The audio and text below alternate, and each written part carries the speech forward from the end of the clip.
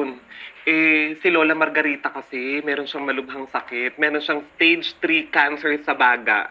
Ayaw na po niyang magpa-chemo or kahit anong treatment Kaya kailangan niyo na pong umuwi agad-agad. Teka, ha? Ano? Kailan pa?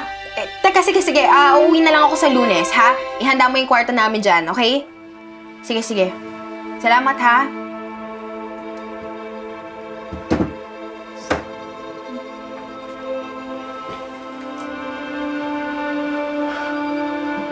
Paano ba yan, ma? May cancer daw si Lola.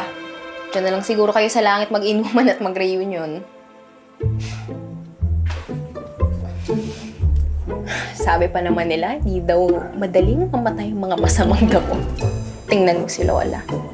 Kakarmahin na siya dahil sa pagpapalayas niya sa atin sa bahay niya.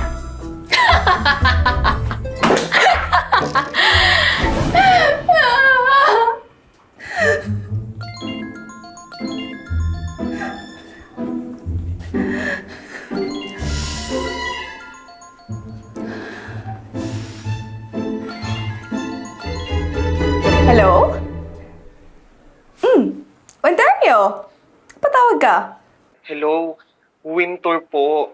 Ang Lola Margarita mo, merong stage 3 cancer. Ayaw na daw niya magpagamot dahil magastos daw. Bilang isang dekada na kayo halos hindi nagkita, baka pwede namang dalawin mo siya bago man lang siya... Ah, really? Is that so? Alright. I'm going home. Para makapagpaalam man lang ako ng maayos sa kanya. Thanks! Time to claim what's mine. Time for Lolly's major comeback. Paghihigan kita, Mommy. Lola! What's taking you so long? Coming! Astag kita!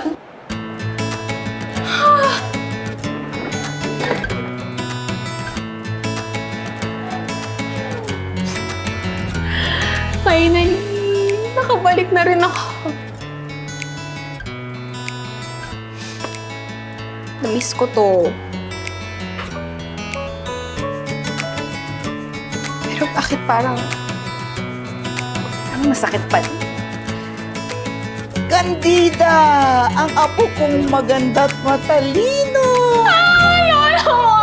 No!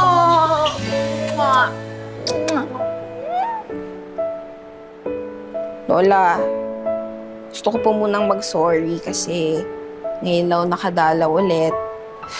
Hindi ko man lang alam na ganyan na pala kalubha yung sakit nyo. Gustuhin ko man, Lola, alam niyo naman po, di ba? Na-busy ako sa mga part-time jobs ko, marami akong inaasikaso, plus magpa-finals na kami. Lola, graduate na ako! Thank you! Magkaka-teacher na kayo na apo. Dati ko nang alam na hindi ka lang matalino, madiskarte ka pa. Biruin mo na kaya na mong papag-aralin ang sarili mo. Matapos mawala ang ina mong... Ay, Lola, yung makeup niyo po, parang, san punta? Ang ganda. Winter! Ikaw may gawa nito, no? None other than me. Alam mo, parang gusto ko rin magpagawa ng makeup sa'yo. Turuan mo naman ako mamaya, ha? Sure, ate.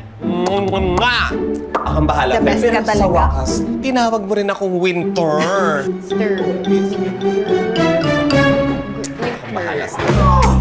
Konnichiwa! The original favorite apo is back.